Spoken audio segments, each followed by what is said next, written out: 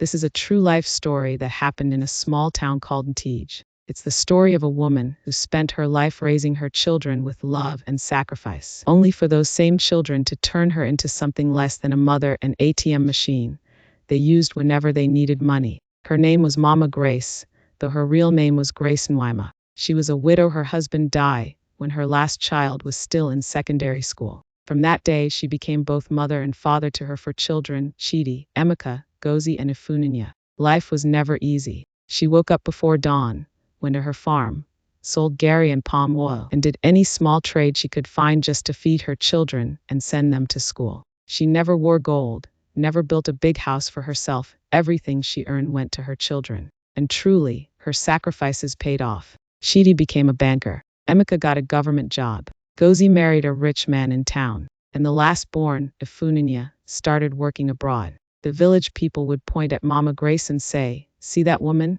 God has blessed her. Her children are her crown." But they didn't know the pain behind her quiet smile. When her children started earning, Mama Grace expected that her suffering days were over. She believed her children would not take care of her the way she once cared for them. But instead, things changed. They began to call her only when they needed something. Chidi would say, "Mama, please send small money, I'll refund next week." Emeka would call, "Mama, help me send 20,000, my salary hasn't entered." Gozi would say, "Mama, I'll come home soon," but never did. And Ifunanya from abroad only called when she wanted Mama to pray for her visa renewal. Each time, Mama Grace would run around, borrow from neighbors, sell her cassava, or use her small savings because her children had made her believe helping them meant love. But nobody ever asked, "Mama, do you have food? Do you need medicine?" One rainy night, Mama Grace fell sick. She tried to call her children. Chidi said he was in a meeting. Emeka said he would come the weekend. Gozi said her husband didn't allow her to travel.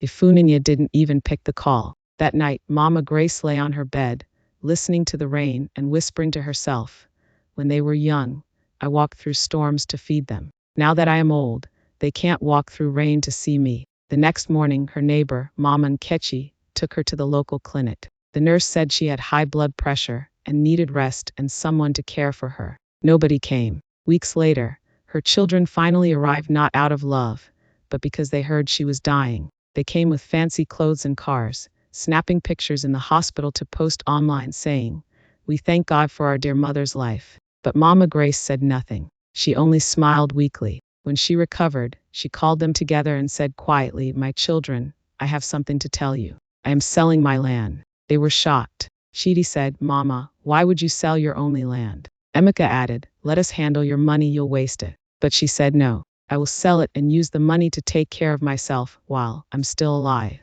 I won't wait to die for you to remember me." And she did. She sold the land, built a small shop beside her house, and started selling provisions. She hired a young orphan girl to help her, someone who treated her like a real mother. When her children called asking for money, she laughed softly and said, "My ATM card has expired." From that day, she found peace. She still loved her children, but she no longer allowed them to use her love as weakness. This is a true life story, a story of many mothers who suffer in silence because they mistake being used for being loved. It teaches that parents deserve care, not just phone calls when money is needed. Love is not proven by how much a mother gives, but how often her children remember her. When children forget their roots, they also forget their blessings. So Mama Grace used to tell the younger women in her church, "Train your children well, but also teach them to care for you." A mother is not an ATM, she is a treasure. And whenever people passed her shop and saw her smiling, they would say, "That's Mama Grace, the woman who stopped being used and started living."